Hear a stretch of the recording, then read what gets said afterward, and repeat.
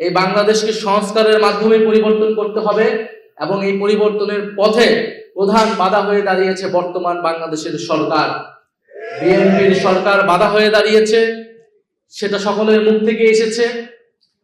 আমরা শহীদ পরিবারদেরকে মনে করি বাংলাদেশের জনগণের সম্পদ। তারা জুলাই যোদ্ধারা বাংলাদেশের জনগণকে প্রতিনিধিত্ব করে। আমরা শহীদ পরিবার এবং জুলাই যোদ্ধাদের নিয়ে কোনো রাজনীতি কখনোই করতে চাই নাই, কখনোই করব না। কিন্তু জুলাই যোদ্ধাদেরকে বর্তমান সরকার বিএনপি তারা নানাভাবে ব্যবহার করার চেষ্টা করছে। আমরা শুধু একটা কথাই বলেছি যে আমাদের দাবির সাথে আপনারা ঐক্যমত হলে আমাদেরকে সমর্থন দিন। আমরা বলেছি বাংলাদেশে গণতন্ত্র প্রতিষ্ঠা হতে হবে, কথা বলার স্বাধীনতা থাকতে হবে, বৈষম্য দূর করতে হবে, আধিপত্যবাদ থেকে মুক্ত করে বাংলাদেশকে স্বাধীন এবং সার্বভৌম রাষ্ট্র হিসেবে আত্মপ্রকাশ করতে হবে, বাংলাদেশের অর্থনীতির উন্নয়ন করতে হবে, দুর্নীতি এবং লুটপাটের বিচার করতে হবে।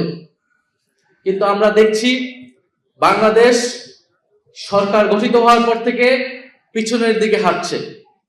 বাংলাদেশ আবার পুরনো পথেই হাঁটছে এবং জুলাই যোদ্ধাদের নাম ব্যবহার করে বর্তমান সরকার তার নানা কাজের বৈধতা দেওয়ার চেষ্টা করছে। কখনো তারা ৭১-এর নাম ব্যবহার করছে, কখনো তারা জুলাই যোদ্ধাদের নাম ব্যবহার করছে। তারা আসলে কোনোটাকেই ধারণ করে না।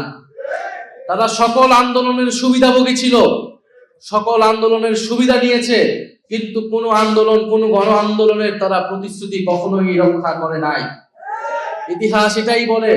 আজকে এখানে আমার থেকে অভিজ্ঞ লোকেরা আছেন যারা ৯১-এর পার্লামেন্ট দেখেছে, যারা ৯০-এর গণ আন্দোলন দেখেছেন, অংশগ্রহণ করেছেন।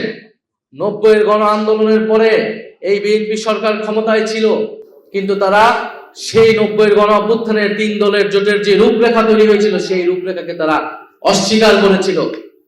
তারা এখন জুলাই সনদের কথা বলছে যে জুলাই সনদ তারা অক্ষরে অক্ষরে পালন করবে, কিন্তু এই জুলাই সনদকে তারাই কলুষিত করেছে। এই জুলাই সনদের তারা প্রত্যেকটা জায়গায় তারা লিখেছে, জোর করে সেই সময় ঐক্যমত কমিশনকে দিয়ে লিখিয়ে নিয়েছিল যে যেই দল ক্ষমতা আসবে সেই দল তার ইস্তিহার অনুযায়ী সংস্কার করবে।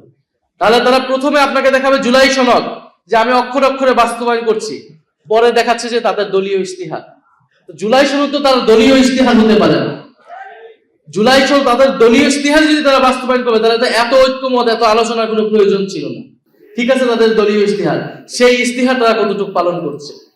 সেই ইস্তিহারে সেই ৩১ দফায় তারা যতটুকু কমিটমেন্ট করেছিল সেই কমিটমেন্ট গুলাও তারা ভঙ্গ করে গেছে। আমরা শেখ হাসিনার সময় যে পুলিশ ছিল সেই পুলিশ ক্রমান্বয়ে পুলিশ লীগ হয়ে গিয়েছিল। এখন হয়তো তারা জাতীয়তাবাদী পুলিশ বাহিনী তৈরি করার চেষ্টায় রয়েছে। না হলে কেন তারা পুলিশ কমিশন, সংস্কার কমিশন করবে না? সেটার অধ্যাদেশ তারা বাস্তবায়ন করবে না।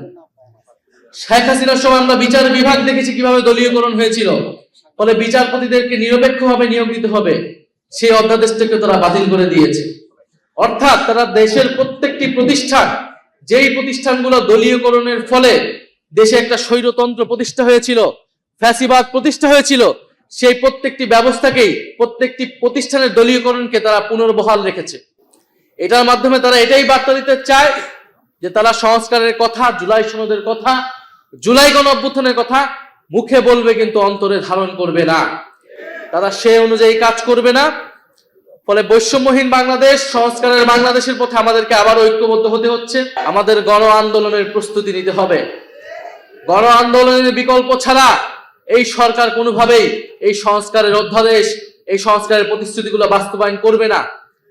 আমরা চেয়েছিলাম সংসদেই সকল ফয়সালা হবে, আমরা এখনো চাবো সংসদেই সকল ফয়সালা হবে, কিন্তু সংসদকে যদি সরকার ব্যর্থ করে দেয়, সংসদকে যদি সরকার কুক্ষিগত করে দেয়, তাহলে রাজপথে আসার জন্য আমরা সর্বাত্মকভাবে প্রস্তুতি নিচ্ছি।